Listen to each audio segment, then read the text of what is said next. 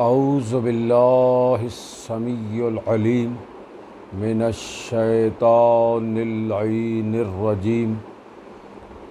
بسم اللہ الرحمن الرحیم الحمد لأہلہ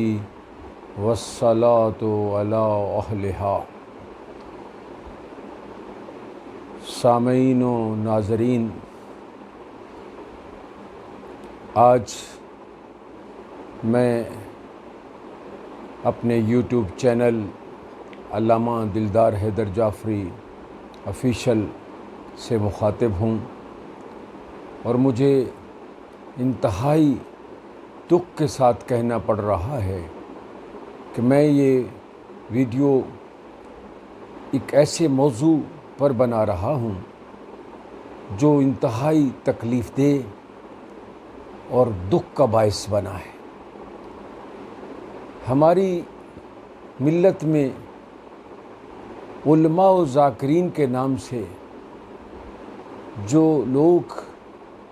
منبر پر قابض ہو چکے ہیں، وہ اپنی اس ناموری کے گھمنڈ میں جو چاہتا ہے،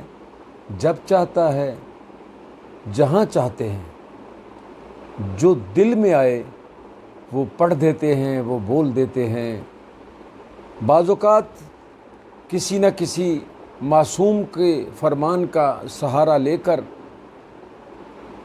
اپنی اس میں خیالات کا اظہار کرتے ہیں، لیکن وہ یہ قطعاً نہیں جانتے، اس بات سے آگاہ ہی نہیں کہ میں جو فرمان معصوم پڑھ رہا ہوں وہ معصوم کا فرمان کس سیاق و سباق کی روشنی میں ہے، وہ معصوم نے کن کے متعلق ارشاد فرمایا۔ ایسے ہی لمحات میں ذاکر وسیم بلوچ نامی شخص نے منبر پر یہ کہا کہ جمعے کے دن شعر و شاعری میں یا اشعار میں یا قصیدے کی شکل میں یا نوحے کی شکل میں یا مرثیے کی شکل میں ذکر محمد و آل محمد بھی اگر ہو تو وہ جمعے کے دن نہیں ہونا چاہیے۔ اور انہوں نے اپنی اس موقف کی حمایت میں مفاتیح الجناح سے ایک روایت پیش کی، حالانکہ وہ روایت بھی انہوں نے منوعاً بیان نہیں کی، بلکہ اس میں کچھ اپنے الفاظ بھی داخل کیے۔ مثلاً انہوں نے کہا، مولا نے کہا کہ وہ اگر کوئی اسلامی اشعار ہوں تو وہ بھی نہیں پڑھنے چاہیے، تو امام نے کہا بالکل نہیں پڑھنے چاہیے، جبکہ لفظ اسلامی اس روایت میں ہے ہی نہیں۔ اور علاوہ ازیں بہت سی روایات اور احادیث سے ہم یہ ثابت کر چکے ہیں۔ میں نے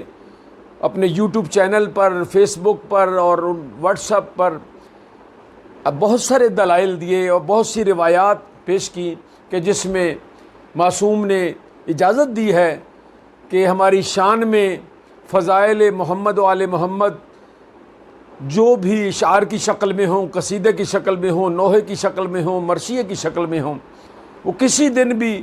پڑھنا ممنوع نہیں ہے، بلکہ کل یوم یوم عاشورہ، کل ارض ارض کربلا۔ اس کی روشنی میں تو محمد و آل محمد کا ہر دن ذکر کیا جا سکتا ہے، اور پھر اس ملعون کو جس نے بھی یہ نقطہ نظر پیش کیا معصوم کی روایت کا سہارا لے کر، اسے یہ معلوم ہونا چاہیے کہ محمد و آل محمد کا ذکر اللہ کا ذکر ہے، کیونکہ اللہ نے کہا ہے فاذکرونی اذکرکم، اے بندے تو میرا ذکر کر، میں تیرا ذکر کروں گا۔ یہ آیت بالکل بائیں نہیں، بالکل اس کو 100% میں کہنے کو تیار ہوں کہ یہ محمد و آل محمد ہی سے اللہ نے خطاب کرتے ہوئے کہا کہ تم میرا ذکر کرو، میں تمہارا ذکر کروں گا۔ تو ان ذوات قدسیہ نے اللہ کے ذکر کو باقی رکھنے کے لیے، اللہ کے نام کو باقی رکھنے کے لیے، اللہ کی ذکر کو باقی رکھنے کے لیے، اللہ کی عبادت کو باقی رکھنے کے لیے تن من دھن ہر طرح سے قربانی دی۔ تو اس کے بعد پھر اللہ نے قیامت تک ان کے ذکر کو جاری و ساری رکھنے کا وعدہ کیا اور جو نبھایا جا رہا ہے۔ اور پھر اس حدیث معصوم کی روشنی میں کہ زینوا مجالسکم بذکر علی ابن ابی طالب لأن ذکرہ ذکری و ذکری ذکر اللہ عبادہ، کہ علی کا ذکر کرو، علی کا ذکر جو ہے وہ اللہ کا ذکر ہے اور اللہ کا ذکر عبادت ہے۔ تو اس کو یہی معلوم ہونا چاہیے کہ محمد و آل محمد کا ذکر اللہ ہی کا ذکر ہے، تو لہٰذا یہ کیسے ممکن ہے کہ معصوم اللہ کے ذکر سے منع کر دیں یا اللہ کا ذکر سے منع کر دیں یا اللہ کے ذکر کسی خاص دن کے لیے مخصوص کر دیں؟ تو یہ قطعاً ایسا نہیں ہے۔ تو اس نے یہ خرافات جو بکنا شروع کی ہیں، یہ دراصل بندہ اندر سے ڈھکو کی بیعت کر چکا ہے۔ مجھے تو یہ واضح طور پر اب اس کی کوئی شک نہیں رہا کہ یہ ڈھکو ثانی ہے، یہ مرتد فطری ہے، یہ محمد و آل محمد کے در سے ہی کمائی کرتا رہا، لوٹتا رہا، 1,20,000 تک لوگوں سے مجالس کی فیس لیتا رہا۔ اب اسی ذکر کے خلاف، اسی عزاداری کے خلاف، اسی عزاداری پر اعتراضات، اسی ماتمداری پر اعتراض، انہی کے ذکر پہ اعتراض۔ تو بھائی تمہیں تو جمعے کا ہی پتہ نہیں کہ جمعہ امام کی غیبت میں جو ہے واجب ہی نہیں ہے، تم کون سے ذکر اللہ کی بات کر رہے ہو؟ ذکر جمعہ کی نماز جو ہے وہ امام کی غیبت میں واجب ہے ہی نہیں، بلکہ اب کتب میں پڑھ کے دیکھیں، معصوم کا بڑا سخت فرمان ہے اس نماز جمعہ کی اور اس کی جماعت اور اس کی امامت کے بارے میں۔ تو یہ کون سے ذکر کی بات کر رہا ہے، کون سے اشعار کی بات کر رہا ہے کہ محمد و آل محمد کی شان میں بھی اگر اشعار ہوں تو نہیں کہنے چاہیے؟ یہ شعراء کی بھی توہین ہے، یہ محمد و آل محمد کی بھی توہین ہے، یہ قرآن کی بھی توہین ہے، یہ اللہ کی بھی توہین ہے، یہ رسول کی بھی توہین ہے۔ اس بندے کو یہی نہیں پتا کہ محمد و آل محمد کا ذکر اللہ کا ذکر ہے۔ محمد و آل محمد کی شان میں اشعار اگر پڑھے گئے یا قصیدہ پڑھا گیا یا مرثیہ پڑھا گیا یا نوحہ پڑھا گیا تو وہ محمد و آل محمد ہی کا ذکر نہیں بلکہ وہ نبی کا ذکر ہے اور وہ اللہ کا ذکر ہے، اور اللہ کا ذکر جو ہے وہ عبادت ہے۔ تو اس کو چاہیے کہ وہ اپنی ذاکری کی حدود میں رہے، اس کو سر کے سہارے میں جو ذاکری میں ناموری ملی ہے اسے ہم کہتے ہیں کہ وہ اپنی جاری رکھے۔ اگر اس کو فیس ملتی ہے، اگر اس کو بھاری بھرکم فیس ملتی ہے یا اس کے فالوورز بہت ہیں یا اس کو لوگ سننا چاہتے ہیں، سنیں اور وہ بھی پڑھیں، ہم انہیں ویلکم کرتے ہیں، لیکن قطعاً اس بات کی اجازت نہیں دیں گے کہ وہ عالمانہ ذمہ داریوں میں جو ہے وہ در اندازی کرے، جو بات اس کے مزاج کے مطابق نہیں، جو اس کے منصب کے مطابق نہیں۔ اس کا منصب ذاکری ہے، دوڑے بند سرائکی میں مصائب فضائل پڑھنا، لیکن وہ علوم آل محمد پر، قرآن اور حدیث پر اپنی جو لب کشائی کرنا چھوڑ دے تو بہتر ہے، ورنہ اس کی ایسی ایسی باتیں سامنے آ چکی ہیں کہ وہ توہین اہل بیت بھی کر چکا ہے، وہ توہین امام حسین بھی کر چکا ہے، یعنی اپنی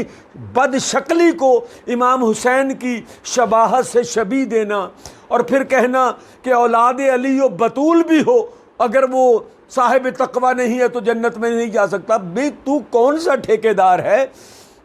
تو اپنے دوڑے بند پڑھ اور فیس لے اور جا اپنے گھروں کو۔ تیرا کام نہیں ہے کہ تو عالمانہ ذمہ داریوں میں یا علمی باتوں میں یا قرآن اور حدیث کی باتوں میں یا معصوم کے فرامین کا تجزیہ کرتے ہوئے کبھی عزاداری کے خلاف بولے، کبھی ذاکرین کے خلاف بولے، کبھی علماء کے خلاف بولے، کبھی شعراء کے خطاب بولے، کبھی مجالس کے خلاف بولے، کبھی رسومات عزا کے خلاف بولے۔ بھئی تو کون سا ٹھیکیدار ہے؟ تو کب سے ٹھیکیدار بن گیا کہ تو مذہب حقہ کی اور علمی ایسی باتیں جن کو آپ سمجھ ہی نہیں سکتا، تجھے جن کی اندازہ ہی نہیں کہ معصوم کا فرمان کس سیاق و سباق میں ہے، قرآن کیا کہتا ہے، حدیث کیا کہتی ہے، فرمان معصوم کا سیاق و سباق کیا ہے، بس اٹھ کے تو ممبر پر جو چاہتا ہے بول دیتا ہے، جو چاہتا ہے بکواس کر دیتا ہے۔ تو آئندہ میں ان کو تنبیہ کر رہا ہوں کہ بالکل علمی معاملات میں اپنی لب کشائی بند کر دے، اپنے فتوے جاری کرنا بند کر دے، ورنہ میں علماء سے اپیل کروں گا کہ تمام علماء مل کر بیٹھیں اور اس خبیث النسل کو، اس فاتر العقل کو مرتد فطری بھی قرار دیں، فاتر العقل بھی قرار دیں اور شیعت سے خارج بھی قرار دیں، کیونکہ یہ قطعاً بندہ اس قابل نہیں رہا، اس کا جو عمل اور کردار سامنے آیا ہے اس کی روشنی میں یہ قطعاً اس قابل نہیں رہا کہ یہ بندہ ممبر پر بھی آ سکے۔ اس کو ممبر پر لانا یا ممبر پر اس کا آنا ممبر کی توہین ہے۔ وما علینا الا البلاغ۔